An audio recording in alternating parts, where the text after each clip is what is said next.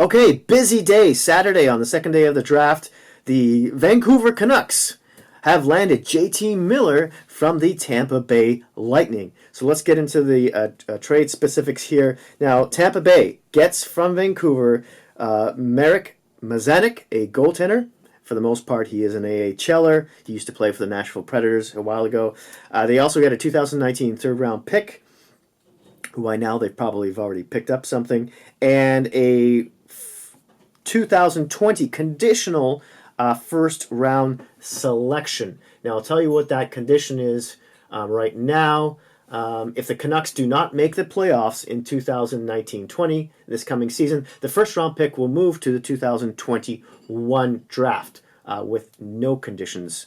So this is a good deal for both teams, I would say. Now, Miller collected 13 goals and 47 points in 75 games with the Lightning this past season, so he's coming off a down season. This is the only part where I'm thinking, I'm nitpicking, but Vancouver paid a little bit too much because of this fact. Now, maybe that third round pick should be more like a 6th or 7th, especially seeing as how they're helping Tampa Bay relieve them of some, give them some cap space, which they desperately need. So when you're in a position of strength like that, this trade could have been better for Vancouver. Now, Miller does have 4 years left on his contract with a cap hit of $5.25 million. And basically, they get a really solid second-line center out of this deal if he bounces back. Now, Miller notched 10 goals and 18 points in 19 contests with Tampa Bay in 2017-18 after he was acquired from the New York Rangers in the Ryan McDonagh deal. The 26-year-old, of course, spent the past parts of the past 6 seasons with the Rangers, who selected him 15th overall in the 2011 draft, blah, blah, blah. So let's talk about Tampa quickly here first. The goalie they acquire he's a career AHLer. He used to play for Nashville. There's nothing really much more to that. They get some cap space. They now have just over $11 million in cap space, and they have some notable RFAs they have to sign, and even a couple of UFAs here. Starting with Braden Point, who, if they're really lucky, will get him to take under $9.5 million. We'll see how that goes, because they have some other guys they have to sign too. RFA Cedric Paquette, he's a big one at age 25. There's also Danik Martel and Adam Earn, another couple of wingers, both age 24. Then there's the defense. Now, there's Dan Girardi and Anton Strawman are both UFAs now. Girardi's 35, Strawman's 32. You think Tampa Bay is going to try and keep Strawman? I don't know if they can afford him, though, because he could probably get minimum $5.5 million in the open market right now as a right shot defenseman, even though he's 32 years old. So he'd have to come back on a sweetheart of a deal as well to Tampa. And if they don't get Strawman, maybe they get Girardi on a sweetheart deal. Either way, their defense could take a bit of a hit. And don't forget, after next season, they got a bunch of other important RFAs coming up, like Andrei Vasilevsky. He's 24 right now. He'll be coming off a $3.5 million cap hit. He's going to need to pay a big pay raise, especially after winning the Vezina. And then, which probably wasn't to Tampa Bay's liking, really, just for that reason.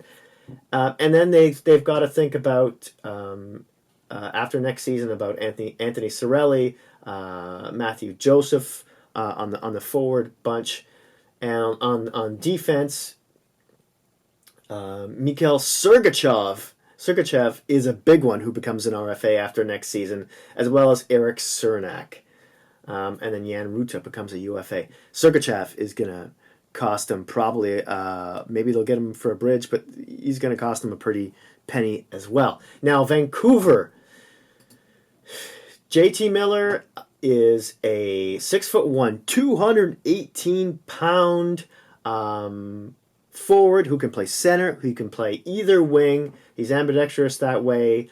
He's, how old is he? right now. He's 20. He's 26 years old, so he's right in his prime. From East Palestine, Ohio. East Palestine, Ohio. Curious name for a city in Ohio. I just thought that was a bit amusing. Now, he's coming off a down year, as I mentioned, with 13 goals and 34 assists with 47 points in 75 games with Tampa last season. Now, he's mostly a 22-ish goal scoring guy.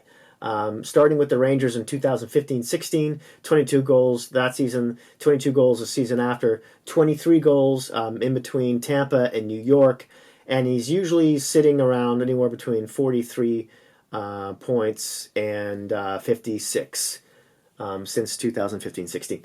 So, point-wise, he didn't do too bad last year, but 13 goals. His goal total really took a big hit.